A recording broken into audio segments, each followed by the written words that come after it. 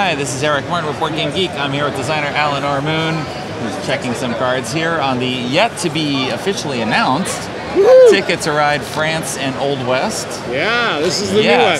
Oh, man. I don't know how Eric got the scoop, but here he is. I did not expect the scoop. This is a complete surprise here. So this is good. We got a giant board. Yeah, the board. Well, we figured France was basically a square, so it didn't really fit on the regular boards, and I didn't want to include too much other stuff. So I convinced them that they had to do a bigger board. They already did a bigure board for the anniversary. I figured, come on, we can just do a bigger board. So, okay. And we got triple tracks. Triple tracks. Which is a crazy look to it. We've got some country over here scoring like Switzerland or so things like this. The first thing is, to me, when I saw this artwork, I just love it. Crossing tracks here. Well, let me do the artwork first. Yeah. Because the artwork for me is like, I love Impressionism. So for me, this is Monet, this is Van Gogh, maybe a little Seurat over here. I think it's just absolutely the most gorgeous map so far. I just love it. But yeah, there is a lot of changes, but not many rules changes in the game. Okay. All of the gray tracks you see here don't actually exist. So there's the only track that exists on the board at the start are the colored ones. Okay. And what you do on your turn, or basically when you draw cards, you have to lay a piece of track. So every time you draw cards, you lay one of these pieces of track. You can lay it anywhere you want. Okay. And there's several types of strategies, because if you lay a piece of track that you always want, somebody else could just take it. So there's a lot of bluff aspect. You're going to lay a lot of track more than you need. So sometimes you want to lay track that you need. Sometimes if you want to try and block somebody, one of the ways to do that is lay a whole bunch of the same color. So they need a ton of cards if you think that that's a route they need. Okay. So the turn sequence is just simply, if you draw cards, you must lay a track. When you claim, when you claim the piece, you take the track back off. Okay. So the track doesn't stay on there. Are there a limited number of these pieces then? There are, yeah. So there's usually either one or two of each color of each size. Okay. So you can't be a total jerk and just like absolutely do across the whole board. Yeah, do an orange in all one section. You can make it really hard for somebody. Yeah. Okay. So there are these crossovers too. There's a bunch of them on the board. So if I lay that piece of track, you can't build that any longer. Okay. And there's a bunch of double crossovers. It really gets a little bit strategic. If if that's a route you need, you might want to build it early, or sometimes you don't know. It also is a good way to.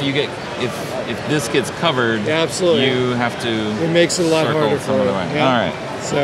So that's it's a big change in terms of how the game is played, but the rules are again very simple. Right, with the tickets and everything else is just standard. Yeah, everything else is the same. Yeah. Okay.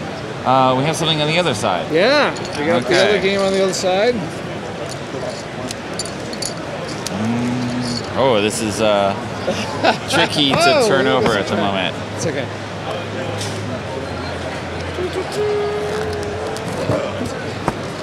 The board will fold a little better than that. This is a little heavy. It's just a prototype. Yeah. But this is the Old West. The trick here is that we've introduced a new piece, which is cities. Okay. Everybody gets a starting city, and you must build from that city to start. So no longer can you play anywhere on the board. You must always branch out from your network. Okay. You can build other cities along your network. If anybody builds into a city that you control, you get the points instead of them. Okay. And if there is like cities on both and you build that route, both players who own that would get the points. Okay. So that's a big change. You're building the network, and you get points for other people playing. And there's how do you put cities on the board? Those are also cards you're playing, or? Yeah, you just whenever you expand your network, you can choose to take one of those. And you have a limited number of cities to put. Yeah, you only have 3. So. Okay. Yeah, that's about it. The only other little thing in this game is that Alvin is making another appearance because he starts in Roswell. Okay. And so whenever you build a city into wherever Alvin is, you get to move him to another city.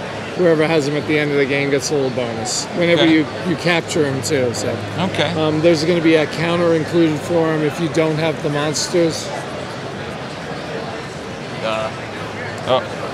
Center of the card. Oh, sorry. He's going to zoom in on Alvin there. Okay, so an extra Alvin in the box. Yeah, there's a counter, but obviously if you have the Alvin and Dexter expansion, you can use the relay. And you could add Dexter into, you could just place him somewhere else on the board. We haven't done that in the Okay. Yeah, so it's 2 maps, not a lot of extra rules, but very different gameplay. Okay. So how does it originate? Do you start with something with a location that you want to do, or with a game idea, or just whatever, and things eventually merge? Yeah, the one with the tracks, we originally, my idea was that we would use color form type things, that you would stick the tracks on the board, way too expensive. Then we were going to cut out the board, so you would put the cardboard piece in, way too difficult, because whenever you get near the crease or it was just too crazy to design. And with a double-sided board, that's not going to work anyway. Yeah, so we were working with these, and we were going to put this, and it would be the other side of the board. We were going to have this and put the trains on it. And somebody all of a sudden said, well, why not just take the piece off when you put the... I'm like, duh! That's awful simple, right? Okay. So, like almost by accident. It just makes the game so much cleaner. Okay. Right? This one we started with the mechanic of, just building your network out. Okay. So both of these are not new ideas. Like, these ideas have been around for a while, and they're just... It's their time. So how did it come to be paired with France, though? Is there a particular reason that made sense? Or? Days of Wonder really wants something that appeals to European market and something that appeals to the American market. So we're trying to always pair the games like that. Okay. They obviously have been wanting a French map for a while, since it's their home country, and they were much fussier about that map than they have ever been about any other. I have to fight them off and tell them to remember it's a game, and they don't have to worry about all this stuff. But, okay, I assume Days of Wonder headquarters is on the map too? Well, they're in Paris. They're in Paris. Okay, and, well, that's easy to put on. Yeah, you're not going to do a French map without Paris. So. Yeah. So, okay. Yeah. All right. Anything else to show off? Or no, I don't know. I think that's it. I don't know if these are the final rule books or not. Right. Release date. It'll be at Essence. Yeah, for sure. Right. Yeah. So out in October. Yeah. Okay. Thank you, Alan. Hey, thank you, Eric. It's amazing. It's a great system, and to see it continue on. I was just talking with someone who works with Enigma, the distribution system in Scandinavia, and he said he is just starting to get to the point now where people in his area know Ticket to Ride. Yeah. Like, it is only just becoming a mainstream game there. Yeah.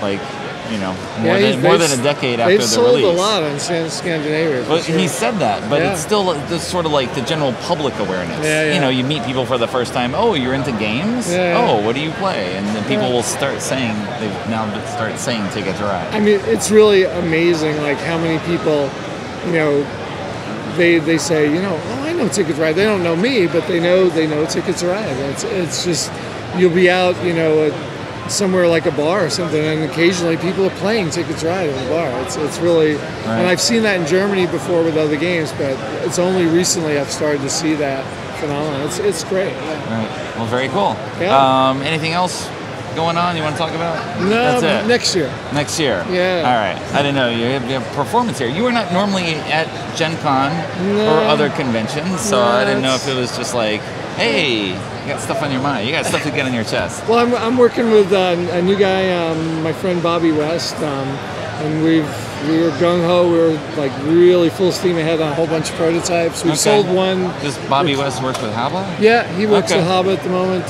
but he's just we're in the same game group in Syracuse, and so we've got one game sold, one game close, and like 10 prototypes we're working on. So it's cool. It's really remotivated me. It's been great fun. So. Right. Well, super. Yeah. All right. Then, well, thanks for coming and showing us off. Thank you, Eric. It's exciting to see. Yeah. And we'll see you in another 10 years.